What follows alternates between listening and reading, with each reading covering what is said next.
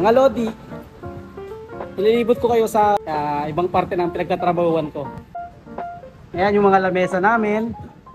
Ayan, hanggang doon yung lamesa namin. Tapos meron pa yan doon, palikod. Tapos meron pa kami second floor. Pero ngayon hindi ko siya mapapakita kasi under maintenance siya. Tapos ito yung aming mga kitchen. Ayan, tatlo yung aming grill.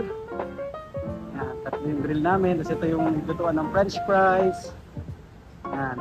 Tapos dito namin ibinabalot yung mga for take out. Ayan, dito yan. Tsaka yung mga dine-in dito din nagsisimula. I-check namin dito kung kompleto na.